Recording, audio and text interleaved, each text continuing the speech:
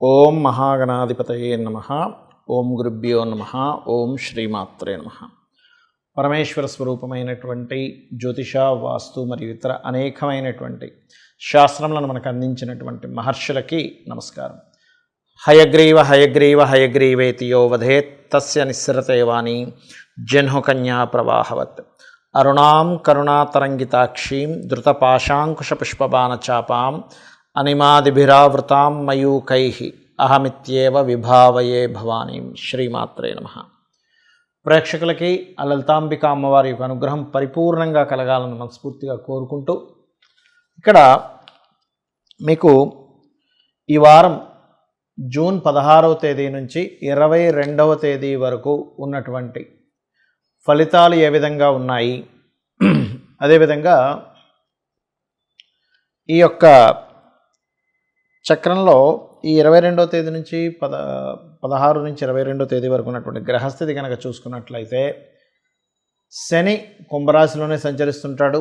ఆయన ఈ మీనంలో రాహు, కన్యలో కేతువు, జీవకారకుడైనటువంటి గురువు వృషభంలో, ఇవి స్టాండర్డ్గా ఉంటాయి, ఈ వారంలో మారేవి కాదు. మరి మిగతా గ్రహాలు ఏమిటి పరిస్థితి అని చెప్పి చూసుకున్నట్లయితే, కుజుడు మేషంలో, అంటే వృషభ రాశిలోకి వెళ్తున్న కుజుడు వెళ్ళబోతున్నాడు. అంటే ఇప్పుడప్పుడే వెళ్ళలేండి, జూలై 13వ తేదీకి వెళ్తాడు. అయితే రీచ్ అవుతున్నాడు అనమాట ఆయన. అయితే ఇక్కడ మరొక విషయం ఏంటంటే, రవి, బుధ, శుక్రులు ముగ్గురు కూడా చూసుకున్నట్లయితే ఇట్స్ వెరీ క్లియర్, ఈ యొక్క మిథున రాశిలో ఉన్నారు వీళ్ళు. ఈ మొన్నటి వరకు పంచగ్రహ కూటమిలో ఉన్నటువంటి వారు మిథునంలోకి చేరుకున్నారు. మరి అదేవిధంగా చంద్రుడు కన్యా రాశి నుంచి ధనస్సు రాశి వరకు తన ప్రయాణం ఈ వారంలో జరుగుతుంది. ఈ యొక్క గ్రహస్థితిని అనుసరించి 12 లగ్నాల వారికి, లగ్నం తెలియని వారు, రాశుల వారికి ఏ విధంగా ఉంటుంది అనేటువంటి విషయం మనం తెలుసుకుందాం. కన్యా లగ్నము, కన్యా రాశి. కన్యా లగ్న రాశి వారికి కనుక చూసుకున్నట్లయితే, ఇక్కడ లగ్నాధిపతి బుధుడు, లగ్నంలో తిరుగుతున్నటువంటి కేతువు యొక్క సంబంధం కనుక చూసుకున్నట్లయితే, కొంత గొప్ప జ్ఞానాన్ని ఇస్తూ ఒకవైపు వైరాగ్యాన్ని ఇస్తూ ఉంటాడు బుధుడు ఇక్కడ. మరి దశమ స్థానంలో ఉన్నాడు కదండి బుధుడు, ఏమైనా ఫేవర్ చేస్తాడా ఉద్యోగ విషయంలో అంటే ఖచ్చితంగా ఫేవర్ చేస్తాడు. అయితే ఎటువంటి ఉద్యోగాల విషయంలో ఇక్కడ ఫేవర్ చేస్తాడు అనేటువంటిది మనం గమనించుకోవాలి. మీకు కెరియర్లో గ్రోత్ ఇస్తాడు, కొత్త ఉద్యోగ అవకాశాలు వచ్చేలా చేస్తాడు. అందులో ముఖ్యంగా బ్యాంకింగ్, అడ్వర్టైజ్మెంట్స్, మెడికల్ రిలేటెడ్ రంగాల్లో ఉండేటువంటి వారికి ఖచ్చితంగా యోగం అనేటువంటిది ఉంటుంది, అందులో ఎటువంటి సందేహం లేదు. ఫైనాన్షియల్గా కూడా కొంతవరకు స్ట్రెస్ ఉంటుంది, కానీ ఫైనాన్షియల్ గ్రోత్ కూడా ఉంటుంది, అందులో ఎటువంటి సందేహం లేదు. కాకపోతే ఇక్కడ 3వ అధిపతి మీకు అగ్నితత్వ రాశుల్లో ఉంటూ 6వ అధిపతి చేత చూడబడుతున్నందుకు కొంత అన్నదమ్ములతోని మధ్యవర్తిత్వంగా మీరు ప్రవర్తించడం వల్ల వచ్చేటువంటి స్థితి మీకు గొడవను దారితీస్తుంది. అలాగే ఇక్కడ 4వ అధిపతి ఎవరైతే ఉన్నారో భాగ్యస్థానంలో ఉన్నందుకు మీకు తల్లి ద్వారా కానీ, ఏదైనా ఒక ప్రాపర్టీ అమ్మి కొన సందర్భాలకు సంబంధించిన విషయంలో కానీ, చదువులో ఒక మంచి ఉత్తీర్ణత రావడం వల్ల కానీ ఒక యోగం కలుగుతుంది ఇక్కడ.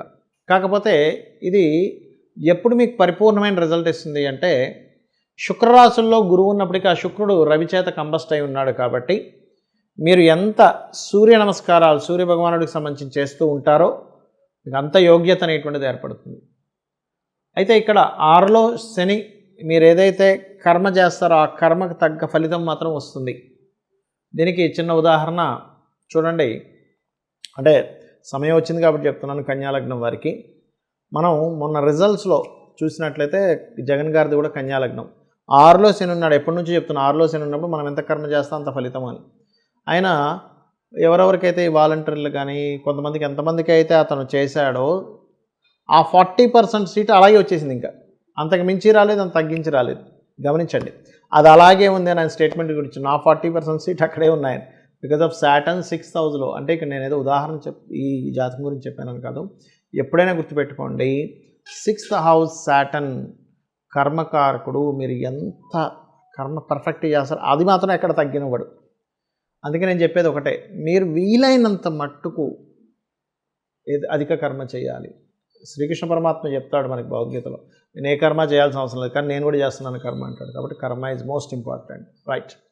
అయితే ఇక్కడ ప్రాపర్టీ యోగాలు, గృహ యోగాలు అండ్ ఇట్లాంటివన్నీ ఉన్నాయి. కాకపోతే లగ్నంలో కేతు సంచారం జరుగుతున్నందుకు తెలియని ఒక వైరాగ్య స్థితి మాత్రం తీసుకెళ్తుంది. ఇక మీరు చేయవలసినటువంటి దేవత ఆరాధన ఏమిటి అని చూసుకున్నట్లయితే, ఈ దేవతా ఆరాధనలో ప్రధానంగా మీరు వెంకటేశ్వర స్వామి యొక్క ఆరాధన చేసుకోవడం మరియు దుర్గాదేవి యొక్క ఆరాధన చేసుకోవడం అన్ని విధాల ఉత్తమం. మీ అందరికీ కూడా ఈ వార ఫలితాల్లో ఎండింగ్లో చెప్పేటువంటిది పూర్తిగా వినండి. ఫస్ట్ ఆఫ్ ఆల్ ఏంటది అంటే, ప్రతి వ్యక్తికి కొన్ని భయాలు ఉన్నాయి. ఏమిటా భయాలు? జాతక చక్రంలో సర్పదోషము లేకపోతే ముఖ్యంగా కాల సర్పదోషం ఉంది అనగానే అమ్మో నిన్న నా జీవితం ఇంకా అయిపోయింది అనుకుంటారు. కానీ అది పూర్తిగా తప్పండి. నేను 140 మంది ప్రెసిడెంట్ల జాతకాలు రకరకాల దేశాల వారీగా తీసుకొని వాళ్ళ జాతకాలు తీసుకున్నప్పుడు దాదాపుగా 90% ఆఫ్ ప్రెసిడెంట్లకి కాలసర్పదోషం ఉంది. దానికి సమయంతో సంబంధం లేదు. గ్రహాలన్నీ ఒకవైపు ఉంటే రాహుకేతువులకి యువతల వైపు ఏ గ్రహము లేకపోతే దాన్నే కాలసర్పదోషం అంటారు. కాబట్టి నేను అనేది ఏంటంటే, ఇక్కడ మన జాతకంలో ఏదో కాలసర్పదోషం ఉందనేటువంటి భయం పెట్టుకోకండి. కాలసర్పదోషం ఉన్నటువంటి ఒక వ్యక్తి దేశాన్ని వెళ్తున్నప్పుడు మీరు మీ జీవితాన్ని చక్కదిద్దుకోవడంలో కానీ మీకున్నటువంటి ప్రాబ్లమ్స్ తీర్చుకోవడం కానీ పెద్ద విషయం కాదు. ఇది గుర్తుపెట్టుకోండి. నేను మన మధ్యన ఉన్నటువంటి మెగాస్టార్ గారి జాతకంలో, చిరంజీవి గారి జాతకంలో కూడా కాలసర్పదోషం ఉందని చెప్పాను. ఆయన ఏమైనా చిన్న వ్యక్తి చెప్పండి. అదేవిధంగా 140 మంది దేశాల్లో ఉండేటువంటి ప్రెసిడెంట్ల జాతకాల్లో ఉంది, నేను చూశాను. So don't worry. అంటే ఫస్ట్ ఆఫ్ ఆల్ మనకెప్పుడు జ్యోతిష్శాస్త్రంలో ఈ భయాలు పోవాలి. భయం పోతేనే అమ్మవారిని పట్టుకొని మనం ధైర్యంగా ముందుకు వెళ్తే మనం ఏదైనా సాధించగలం. కాబట్టి ఈ కాలసర్ప దోషం ఉంది కాబట్టి నేను ఎందుకు పనికిరాననేటువంటి భయాన్ని తీసేయండి. అయితే చాలామంది అంటారు, ఏమంటే మరి దీనికి ఏమైనా పూజ చేసుకోవాలా? కాలసర్ప దోషం అనేది కాలానికి ఆపాదించబడింది, జన్మజాతకానికి కాదు. సరే మీకు ఏదైనా అనిపిస్తుంది, ఏమంటే నాకు దీనివల్లే ఇబ్బంది వస్తుందని అనిపిస్తుంది, సింపుల్గా ఏం లేదు, కాళహస్తికి వెళ్ళి ఆ ఈశ్వరుణ్ణి దర్శనం చేసుకొని, ముఖ్యంగా చాలామందికి తెలియని అంటే ఒక చిన్న ఇదేంటంటే, కాళహస్తి అంటే ఎంతసేపు రాహుకేతు పూజలే అనుకుంటారు. కాదు, మీరు అక్కడికి వెళ్ళడం వల్ల పరమేశ్వరుడు అనుగ్రహం జరుగుతుంది రాహుకేతు పూజతో పాటు. ఎంతసేపు నేను కాళహస్తికి వెళ్ళి రాహుకేతు పూజ చేయించుకోవడం వల్ల నేను బయటపడ్డా అనుకుంటాం. అది కొంతవరకు అయితే ఈశ్వరుడి అనుగ్రహం కూడా కలిగింది అక్కడ. రాహుకేతువులతో పాటు ఈశ్వరుడు అంటే ఏమిటి? రాహుకేతువులు అనుగ్రహించారు మీకు అక్కడ ఈశ్వరుడిని దర్శనం చేసుకోవడానికి. సరే, నువ్వు ఈశ్వరుడి దగ్గరికి వచ్చావు కాబట్టి నేను మిమ్మల్ని వదిలేస్తున్నాం, పెద్దగా ఇబ్బంది పెట్టట్లేదని రాహుకేతువులు అంటున్నారు. అది మనం పట్టుకోవాలి ఫస్ట్ ఆఫ్ ఆల్. అక్కడ అంటే గ్రహాలన్నీ కూడా మనం గనక పరమేశ్వరుడికో అమ్మవారికో ఆ విష్ణుమూర్తికో శరణాగతి కనుక చెందినట్లయితే అవి మనల్ని ఎక్స్క్యూజ్ చేస్తాయి చాలా మట్టుకు. అంటే మరీ దారుణమైన పాపాలు, దారుణమైన కర్మలు ఉంటే అది కొంత అనుభవించాలండి, దట్ ఈస్ డిఫరెంట్ థింగ్. ఇక రెండో విషయం, ఏలినాడు శని, అష్టమ శని, అర్ధాష్టమ శని నడుస్తుంది అని టెన్షన్ పడకండి. ఈ సమయంలో పర్టికులర్గా మీరు తీసుకోవాల్సిన జాగ్రత్త ఏమిటంటే, ఎక్కువగా నిద్రపోకండి, శ్రమించండి ఎక్కువగా. అదేవిధంగా ముసలి వాళ్ళకి, ఏజ్డ్ పర్సన్స్కి, భర్త చనిపోయిన వాళ్ళకి, లేకపోతే బాగా కార్మికులకి, కర్షకులకి, మన కిందన పనిచేసే వారికి, వాళ్ళకి ఏదో ఒకటి మీరు ఇవ్వండి. ఖచ్చితంగా ఎటువంటి ఇబ్బంది అనేటువంటిది రాదు. ఇది మెయిన్గా గుర్తుపెట్టుకోండి. ఇక్కడ మరొకటి ఏంటంటే, దీంతోపాటు ఇంకొక భయం అందరినీ వెంటాడుతూ ఉంటుంది. ఏమిటది అంటే, ఏం చేసినా కలిసి రావట్లేదు, నేను ఏం చేసినా కలిసి రావట్లేదు, నా జాతకం బాగాలేదేమో, జాతకం తెలియదు నాకు అనుకుని ఉంటారు. ఒకటే గుర్తుపెట్టుకోండి, ఏది చేసినా కలిసి రావట్లేదు అనేటువంటిది మైండ్లో నుంచి ఫస్ట్ తీసేసేయండి. నేను చెప్పేది ఒకటే, మైండ్లో మనకి మంత్రం చేసినట్టుగా అది పనిచేస్తూ ఉంటుంది. మైండ్లో నేనేం చేసినా కలిసి రావట్లేదు, అదొక మంత్రంలో పనిచేస్తుందండి. సబ్కాన్షియస్ మైండ్కి ఉన్న గొప్ప గుణం ఏంటంటే, మీరు ఏది మైండ్లో అనుకుంటుంటే అది మీకు తెచ్చిపెడుతుంది. ఇతనికి ఏది చేసినా కలిసి రాకూడదనమాట అనుకుంటుందా, ఆ మైండ్ అలాంటిది. అనమాట. ఇంక దానికి ఎట్లాంటిది, ఒక నిప్పు లాంటిది. నిప్పుకి దీన్ని కాల్చాలి, దీన్ని కాల్చకూడదని ఏమి ఉండదు. మీరు నిప్పుని తీసుకెళ్ళి దేనికి పెట్టినా అది కాల్చేస్తుంది.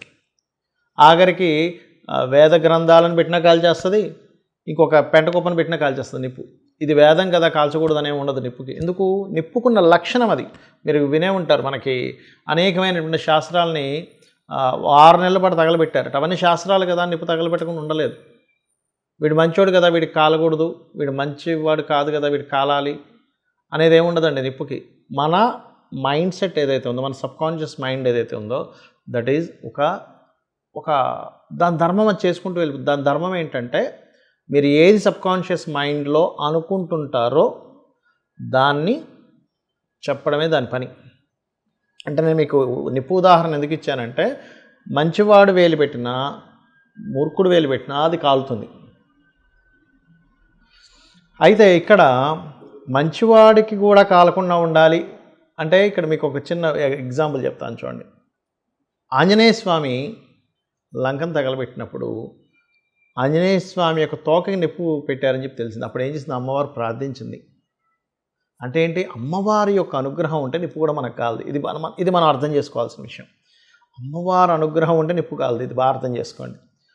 అంటే అమ్మవారి అనుగ్రహం అంటే ఎప్పుడు ఉండాలి? అమ్మవారి అనుగ్రహం అంటే ఏమిటి? ఇక్కడ చుట్టూ ఉన్న విశ్వంలో ఉన్న ప్రతిదీ ఈశ్వరుడుగా భావిస్తూ అందులో ఉన్న శక్తి అమ్మవారిగా భావించినట్లయితే మీకు నిప్పు కూడా ఏమీ చేయదు అని అర్థం అనమాట. అది ఆంజనేయ స్వామికి సంబంధించిన వృత్తాంతంలో ఉన్న అంటే ధర్మం కోసం మీరు కనుక పోరాడుతున్నప్పుడు అమ్మవారు సహకరిస్తూ ఆ నిప్పును కూడా అతనికి కాలకుండా చేయగలుగుతుంది. దట్ ఈజ్ ధర్మానికి ఉన్నటువంటి గొప్పతనం. ఇక్కడ నేను చెప్పేది ఒకటే, మీరు మరి ఏమండి నాకు ప్రతి ఏం చేసినా సరే నాకు పనికి రావట్లేదు, ఏం చేసినా నాకు కలిసి రావట్లేదు, ఏం చేయాలి? ఒక మంత్రం చెప్తాను. ఇది మీరు కనుక రెగ్యులర్గా చాంటింగ్ చేయగలిగితే మీకు ఏమి చేసినా కలిసి వస్తుంది. అలా అని గుడ్డిగా వెళ్ళిపోయి కళ్ళు మూసుకొని డ్రైవింగ్ చేయమని నేను చెప్పట్లా. అదేమిటి అంటే ఓం ఇంద్రగోప పరిక్షిప్త స్మరతూనా భజంగికాయై నమః. ఇది ఖచ్చితంగా ఈ మంత్రం మీ లైఫ్లో సక్సెస్ రేట్ని 100% పెంచుతుంది. ఇది చేయండి, మీ ప్రయత్నం మీరు చేస్తూ ఉండండి, ధైర్యంగా అడుగు ముందుకు వేయండి, 100% మీరు గెలిచి తీరుతారు. శ్రీమాత్రే నమః.